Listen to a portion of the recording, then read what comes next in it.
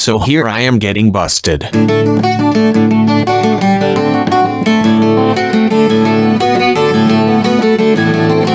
I am being put under arrest for possession of marijuana. What a drag. You got to be kidding me. All I was doing was smoking a joint with a couple of friends. What's the big deal? I only had a few grams of pot in a baggie. Not even $10 worth. Less than a dime. Now what's going to happen? Am I going to get a fine? Are they going to put me in jail overnight?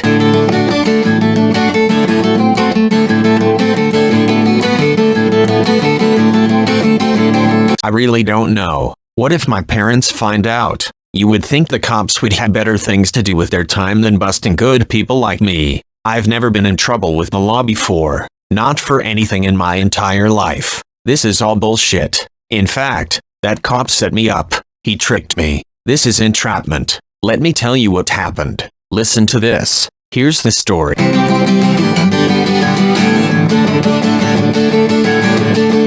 Some friends and I were at the Richmond Inn. It's a bar in Richmond Hill. We called it the Inn. All my friends go there. Every weekend the place was packed. Sometimes you would see people there you haven't seen in ages. And sometimes the same old crowd. No matter who was there, you were always guaranteed a good time. The Inn was right on the main drag of Richmond Hill. Both the Richmond Inn and the Cop Shop were on Young's. The Cop Shop was in the middle of the strip about 1/2 mile from the Inn. The Richmond Inn was in the south end of the strip just north of Major Mackenzie Drive. Young Street runs straight through the middle of Richmond Hill. In the 1970s, the main drag ran from Major Mackenzie Drive in the south to Elgin Mills Road in the north.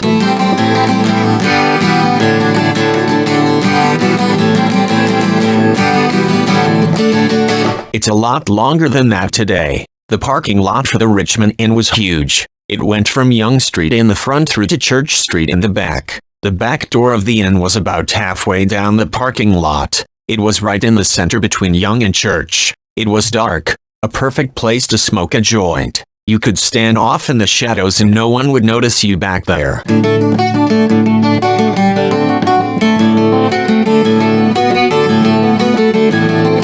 The cop came out of nowhere. Suddenly there he was, right beside us in full uniform. He must have seen us from Young Street while on foot patrol. Or maybe he was checking out the parking lot and saw our group. He may have even smelt a pot and decided to investigate. What he did was sneak up on us in the dark and appear out of nowhere. He stepped up to our group and said, "What's going on here?"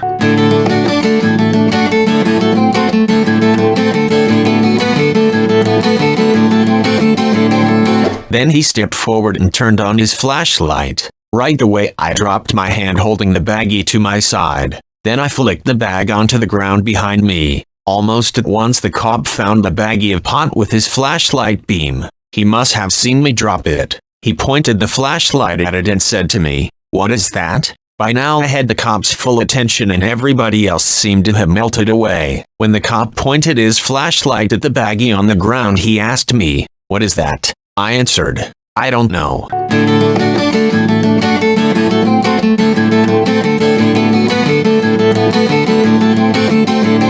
He then said, "Hand it to me." So stupid me. I did just that. I bent over, picked up the baggie and handed it over to him. He said, "You're under arrest for possession of marijuana." Talk about being stupid. That was the dumbest thing I could have done. The moment I picked up that bag, I was in possession of marijuana, and he had me dead to rights. All I had to do was not touch that baggie and there would have been nothing he could have done. So now do you see how he set me up?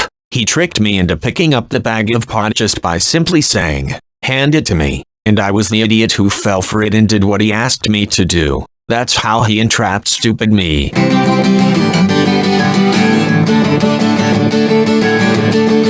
Now you might say, "But it was your pot in the first place, and you're the one who dropped it on the ground." You can point that out to me, and it is all true, but it does not matter. It was not in my possession, not until I picked it up and held it in my hand. That is when it became my property. The cop, whom from now on will be known as Officer Bob or just Bob. I'm sorry, I don't remember his real name. This all happened nearly 50 years ago in 1973. Officer Bob asked me for my identification. I gave it to him. He looked at it and he kept it. He took me by the upper arm and escorted me out of the parking lot. Officer Bob was on foot patrol. Him and I were now going to walk together side by side back to the police station along Yonge Street. The police station was in the center of town, about a half-mile walk. Growing up, my parents taught me manners and respect. I always thought of myself as a nice guy and easy to get along with, not an asshole.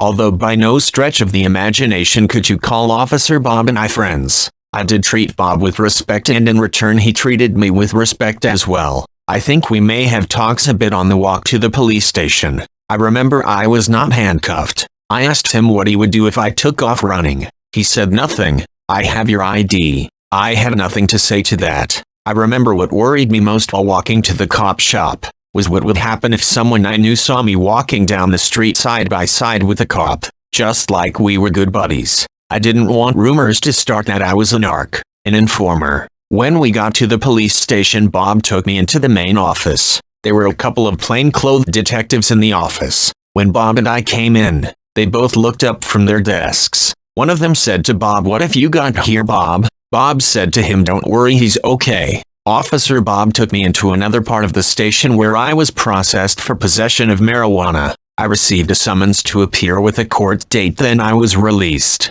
I can't help but think that the detective who asked Bob, "What do you have here?" may have had some rough stuff in mind. Why else would Officer Bob say, "Don't worry, he's okay"? And that is a quote. That is exactly what Officer Bob said. I may have forgotten Officer Bob's real name or what friends I was with at night, but I will never forget what Officer Bob said back to the detective. In those days there were lots of rumors of long-haired types just like me, being roughed up by the police, and sometimes hurt. I'm glad that Officer Bob thought I was okay and said so. 2 months later I went to court in Newmarket. I pled guilty and received a conditional discharge and a $50 fine.